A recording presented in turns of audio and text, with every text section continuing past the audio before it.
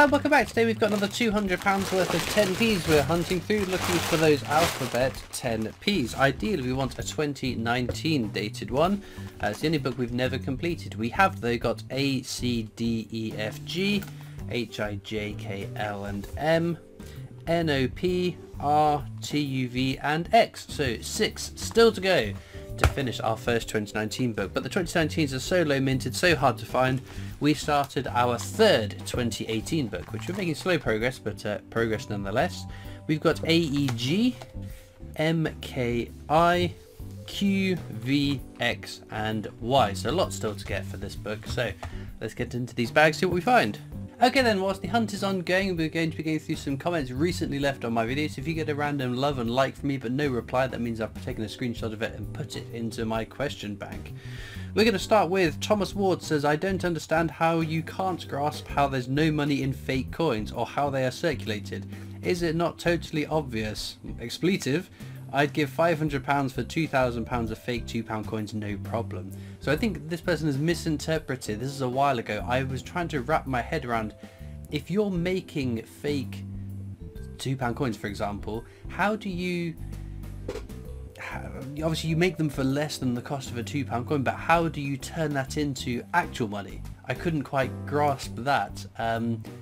Because you can't make them and just pay them into the bank, because if you're paying in bundles and bundles of fake coins it's going to be really obvious. So I was like, so how are you like buying your shopping with them? Are you spending them here and there and about and travelling around and spending them? How can you spend £500 worth of £2 coin, fake £2 coins, and still make money from it?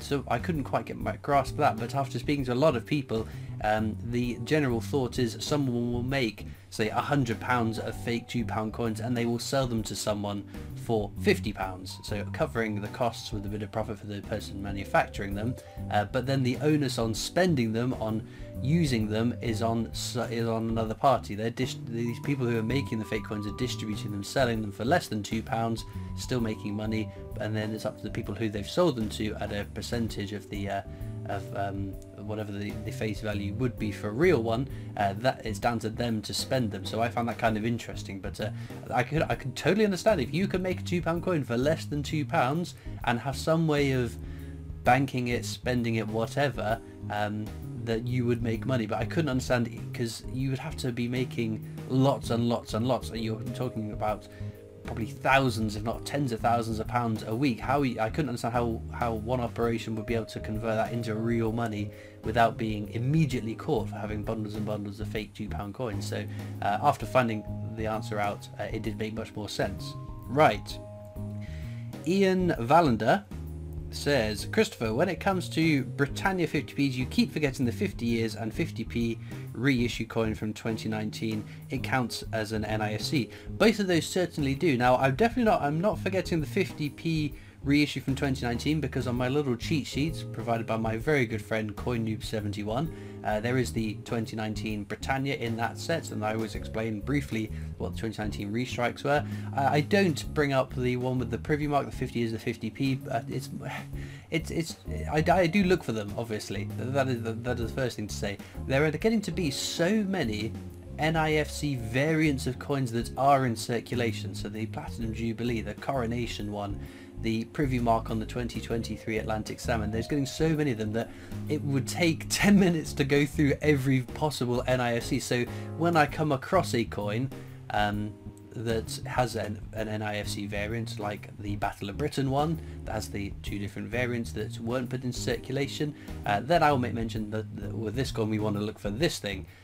It's different with the Britannia with the privy mark, but I do tend to say at the start of the 50p coin hunt that Britannia is the definitive up to 2008. The 2008 is the low minted circulating year, and any Britannia after 2008 would be an interesting find as well. I don't say every video, but in some of them I do. But it's just a case of, if I was to in every one of my coin hunts say, oh, these are all of the weird little wacky NIFC things that you might be able to find, we would take forever, and I don't want to retread those things every single video, but each time we find one that has a variant, I think that's the time to say, right, with this coin you want to find this version of it. So I hope you understand.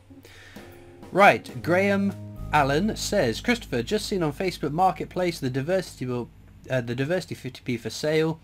That's an unbelievable £700. Kew Gardens at £15,000. Incredible. Yes, it's absolute madness. Every time I see these sort of crazy listings for crazy prices, my heart sinks a little bit. Because part of my work with the Britannia coin company is making videos. It's sort of debunking that, explaining, right, this is listed for this price, there's news articles going around that this coin is worth this much, these are the reasons why it is impossible, why this coin is not worth this money. So that it is frustrating. I think most of the people that are regular viewers have got to grips with the idea that you can't just trust these crazy prices, but it's just, I keep saying, a self-fueling monster. Someone will see an article that's incorrectly saying this coin is worth this much money, normally based on someone has listed it on eBay for this crazy price. They will find that coin and they will list it for an equally crazy price themselves. So it just keeps going and keeps going and keeps going round and round and round and round and round. So all we can do is keep talking about that. I think another part of that is there is a right and a wrong way of telling someone that's been misinformed that their Britannia 1997 50p is worth £10,000. I think there is a positive way, because that's someone that could potentially become a coin collector, having discovered that this coin might be worth a ton of money, finding out, oh, actually it isn't worth a ton of money, but they're still opening their eyes to the idea there are exciting coins to find in your chain. So I think there are positive ways to point this out to some people. The big concern is that if someone sees a news article, like we use the Battle of Hastings for example, there was a time where there was lots of media saying that it was worth £63,000, which would be amazing because I've got tons of them. I would be jetting off on holiday somewhere nice and hot for the rest of my life if that was the case. My concern would be if someone then goes onto eBay and sees one listed for £1,000 and they've seen this news article in newspapers or online or whatever saying it's worth £63,000, they might think that's a bargain. £1,000 and I can sell that for £63,000, I'll buy that, and all they bought is a 50p coin worth 50p. So yes, it is worrying that someone might get caught out with the nonsense news, and it seems like it will never go away. Right, David Max Waterman says, my late father collected coins and stamps, what should I do with them? Well, you've got a couple of different options. I guess the first option is, if it is a hobby that might interest you, you could start adding to the stamp collection, adding to the coin collection, researching and understanding what it is about that. If you're not really interested in stamp or coin collecting, are there any other relatives that you could pass the collection on that are interested in the hobby? Perhaps they will pay for the stamp or coin collection, or if you want to keep it all within the family, you can potentially gift it to them. The other option is to sell it. You can either break it up and sell it, but in different bits on eBay or relevant Facebook groups. So there's a whole bunch of great coin collecting Facebook groups. I'm sure there are stamp collecting ones as well. Or if you just want to shift it in one big load, you can go to a coin dealer, stamp dealer, whatever it happens to be, and see what they'd offer you for the whole collection. So a variety of different things you can do with it, and only you can decide what's the right thing to do. I would say if I've inherited a collection from a relative in a field that I'm not that interested in, I probably would take a little bit of a look into the hobby, just in case. Stamp collecting for me started because my nan's late husband passed away, and he had a bit of a stamp collection. It was more of a hoard of stamps, and she was going to throw them in the bin, so I was interested in them, and she gave them to me, and that's what started me with stamp collecting. I had no interest in stamps up to that point, and it's because I was given a couple of tins of old 60s stamps from around the world that kind of opened my eyes and fascinated me into that hobby. Right, Andrew Harris says, how did the two versions of the slave trade £2 coin come to be? Why would two different designs and dies be made? It's a very good question, and one we've never really gotten an answer to. So a little backstory just as an explainer. The abolition of the slave trade £2 coin is a very common one you will find in your chains. Now the silver part of the coin, and by that I mean the silver colour part of the coin, the inner planchet of it, has a bobbly textured finish on it. Whereas the ones that were put into coin collector sets has a smooth finish and the initials DG for David Gentleman to the bottom right of the 7 in 1807. So there's two versions of that, one that went into circulation, one that just went into the coin sets.